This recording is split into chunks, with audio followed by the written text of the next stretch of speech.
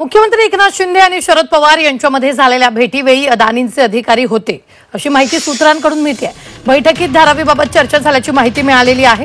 तर अदानी कंपनीला मिळालेल्या धारावी पुनर्वसन प्रकल्पाबाबत बरेच विवाद सुरू आहेत। यावरून आता शिवसेना ठाकरे गटाकडून इशारा देण्यात आलाय।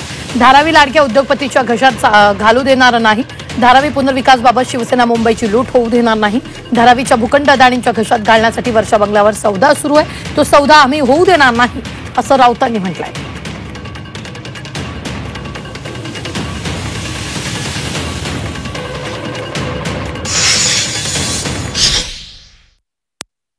धारावीमध्ये साधारण 600 एकरचा भूखंड आहे।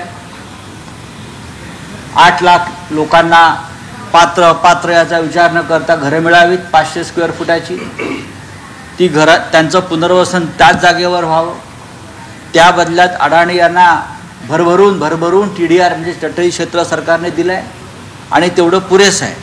पण मुंबईची मिठागृह, मुंबईचे टोल नाके, मुंबईच्या इतर मोकळ्या जमिनी, मदर डेअरी सारखी मोक्याची जागा ही जर धारावीच्या बदल्यात कोणी घेऊ इच्छित असेल, लुटू इच्छित असेल आणि त्या बदल्यात वर्षा बंगल्यावर सौदा होणार असेल तर हा सौदा आणि ही लूट शिवसेना उधळून लावल्याशिवाय राहणार नाही।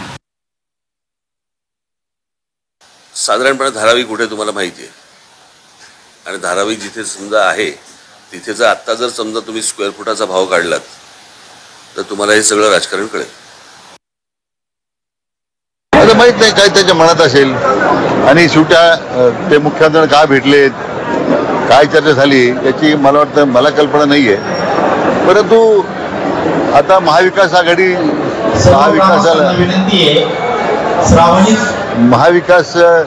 आघाडीला तर सत्तेत येण्याचं आता कुठल्या प्रकारची खात्री राहिली नाहीये। महायुतीच सरकार राज्यामध्ये परत येणार आहे म्हणून या सरकारच्या जवळीक करून घ्या अशा पद्धतीने हेतू माननीय पवार साहेबांना असला पाहिजे।